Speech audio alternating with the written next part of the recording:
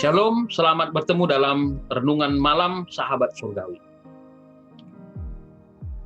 Ada suatu ungkapan, Tuhan tidak pernah memberitahukan sekaligus 10 langkah yang akan kita jalani, tetapi yang pasti, Tuhan menyertai kita selangkah demi selangkah sampai langkah yang ke-10. Pertanyaannya adalah, dalam kehidupan ini langkah seperti apa? Banyak orang gagal bukan berarti tidak bekerja dengan gigih. Tidak berarti tidak berjuang. Banyak orang jatuh dan lemah bukan karena mereka tidak bekerja. Persoalannya adalah motivasinya apa? Arah dan tujuannya kemana? Harus kita sadari bahwa jalan dan rancangan Tuhan dalam tengah-tengah kehidupan kita tidak pernah gagal. Justru mengarahkan langkah-langkah kehidupan kita kepada jalan keselamatan. Walaupun itu mungkin harus melewati jalan yang berliku-liku, jalan tanjakan, berbatu, bahkan jalan yang terjal sekalipun. Inilah yang diawali oleh Yosua dalam pekerjaan yang dia lakukan ketika Tuhan memilih dia menggantikan Musa memimpin bangsa Israel.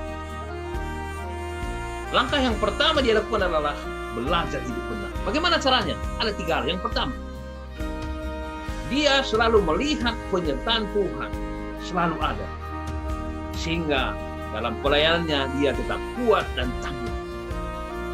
Yang kedua, dia senantiasa merenungkan Taurat Tuhan siang dan malam dan memperkatakannya, sehingga dalam segala hal dia terus mampu bertindak selalu dengan hati-hati.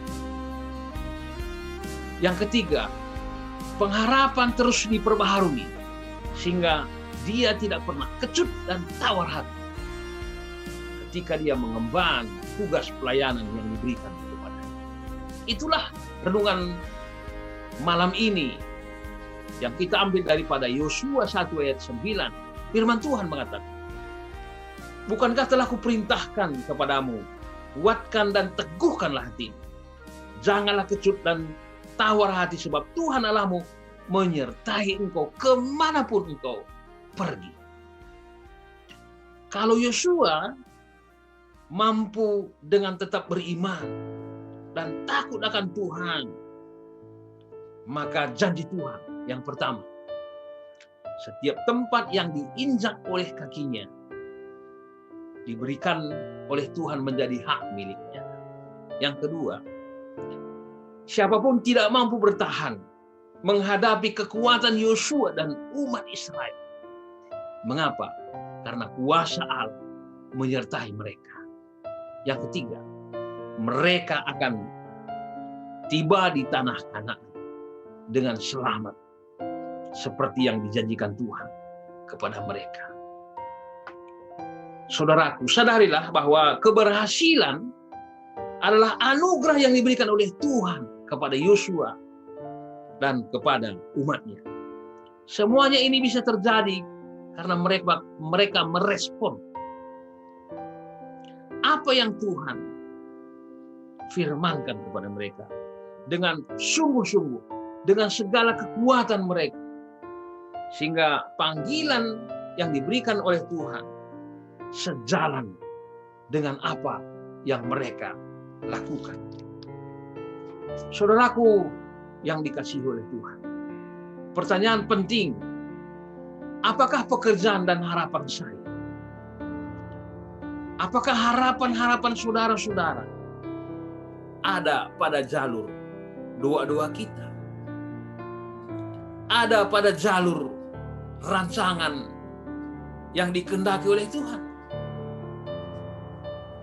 Anugerah Tuhan akan diberikan jelas hanyalah bagi orang-orang yang berkomitmen dalam panggilan hidupnya sejak dimulai dari langkah pertama. Sehingga walaupun mungkin dia mengalami kegagalan, dia tidak mengeluh, dia tidak bersungut-sungut, tetapi meminta kekuatan untuk terus bangkit dan melangkah untuk berserah. Dan ketika dia mengalami kemenangan, dia tidak tinggi hati, dia tidak sombong, tetapi tetap hidup di dalam terang kemuliaan Allah di tengah-tengah kehidupannya. Oleh karena itu pada malam hari ini, saudara, ingatlah bahwa tanah perjanjian akan diberikan menjadi hak milik hanyalah bagi orang-orang yang setia. Dan benar ketika mereka mengelola berkat-berkat Tuhan dari hari demi hari. Yang kedua, terimalah segala sesuatu dengan ucapan syukur. Dan muliakanlah Tuhan dalam segala hal. Sehingga apapun yang kita kerjakan dan apapun yang kita harapkan tetap searah, sejalan dengan kehendak Tuhan. Malam hari ini, saudara, hiduplah dalam kasih dan penyertaan Tuhan. Dan kiranya Roh Kudus terus menopang dan menolong saudara-saudara sehingga berkat Tuhan tetap melimpah di tengah-tengah kehidupan kita. Selamat malam, Tuhan Yesus memberkati.